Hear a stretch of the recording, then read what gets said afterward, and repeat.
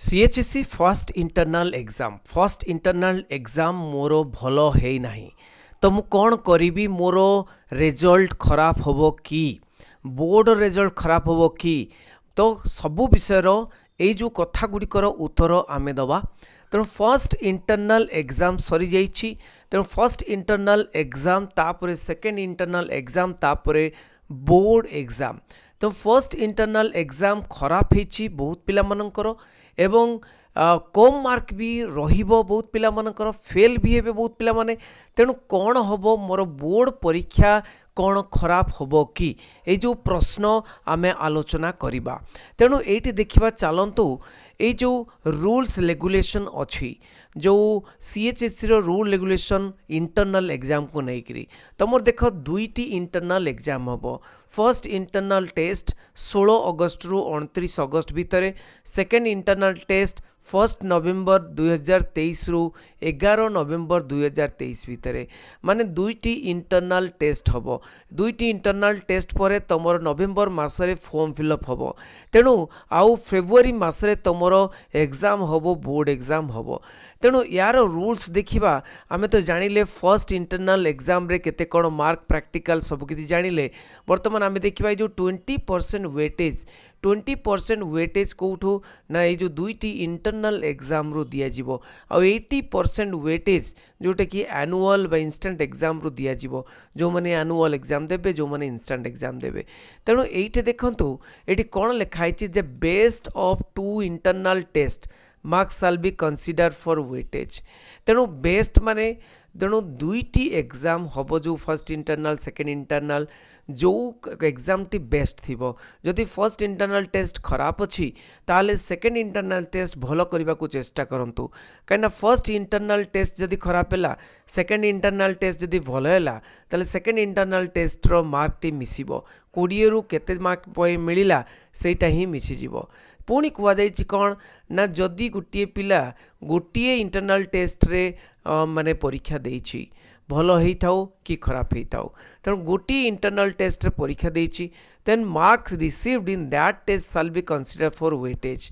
माने जदि गोटे इंटरनल टेस्ट देई नाही आउ गोटे इंटरनल टेस्ट देइछि सेही इंटरनल टेस्ट रो मार्कटा वेटेज को कैलकुलेशन हबो माने 20 रु कैलकुलेशन हबो। ठीक अछि।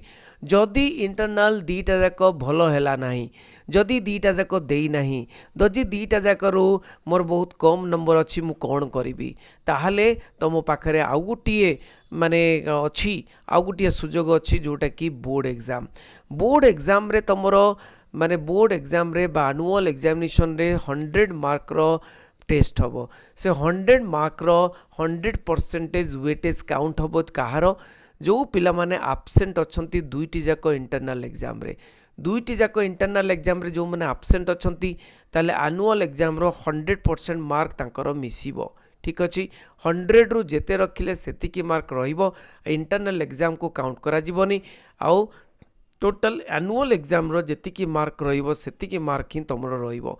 इंटरनल टेस्ट रो देखिया गले जणा पड़े जे इंटरनल टेस्ट रो मार्क जदि मिसी जाए ताल एनुअल एग्जाम सहित 2080 हेले एनुअल एग्जाम रे तुमरो भलो मार्क रहिबार बहुत संभावना अछि।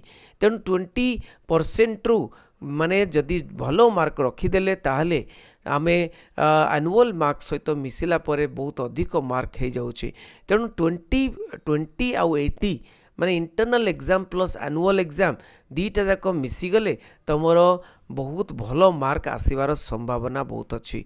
जदि तुम इंटरनल एग्जाम रे खराब करिच किंबा दुईटी जाक इंटरनल एग्जाम रे खराब करिच किंबा दुईटी जाक इंटरनल देई न ताले कौन हबो ना एनुअल एग्जाम रो मार्क्स जदि भलो अच्छी सेटा ही एनुअल तुमरो माने मार्कशीट रे शो करिवो।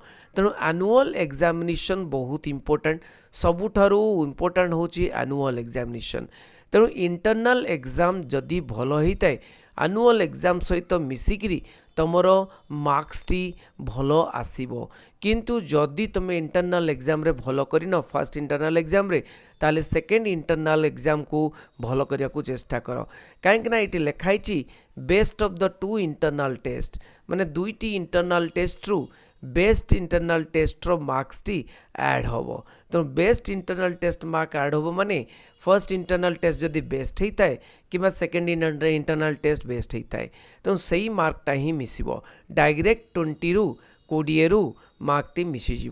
जदि तुम प्रैक्टिकल अच्छी तो जदि तुम प्रैक्टिकल अच्छी ताले प्रैक्टिकल और थियोरी मार्क मिसी तापर 20 रु केते रखिलो सेटा बाहरी जीवो।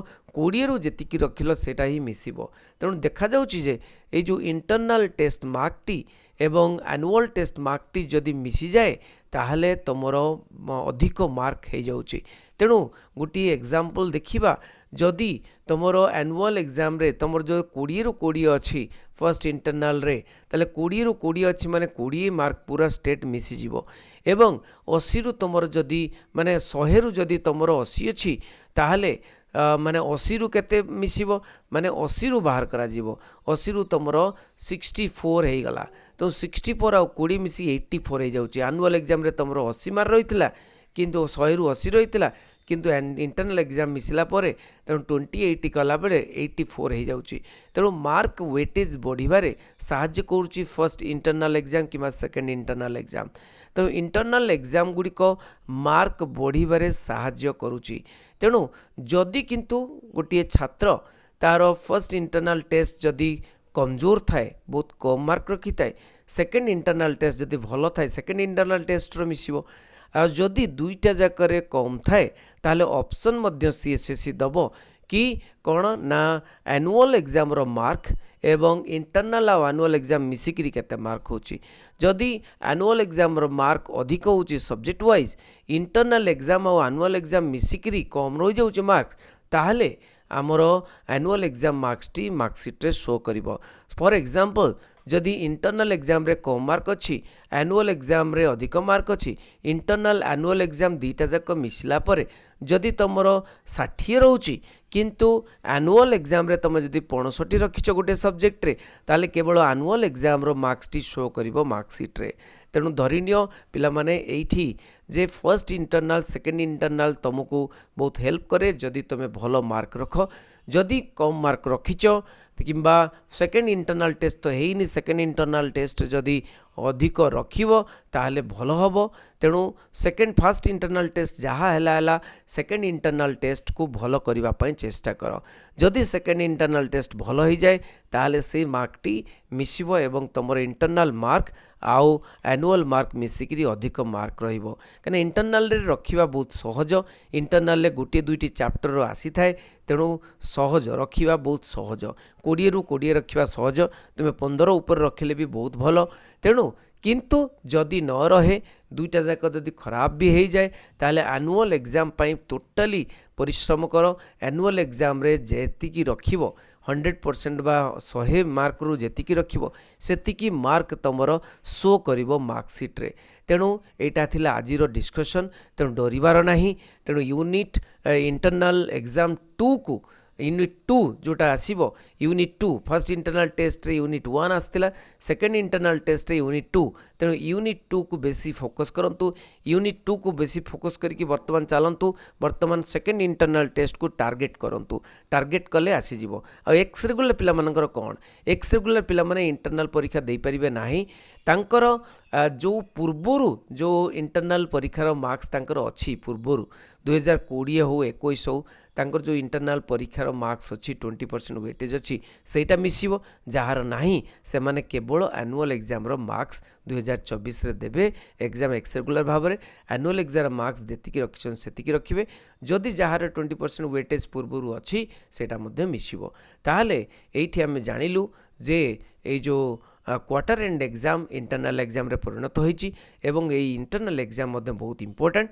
जदि भल हेउनै ताहले एनुअल एचएस एग्जामिनेशन को बेसी इंपोर्टेंस दियंतु। सेकेंड इंटरनल टेस्ट वर्तमान आगे तापरे एनुअल एग्जाम को बेसी इंपोर्टेंस देबे। ठीक अच्छी। तेणु कहीं फेल हेबेनी समस्ते पास करेंगे समस्ते आगो को जी। Thank you very much. समस्त शेयर करेंगे। बंदे उत्कल जरानी।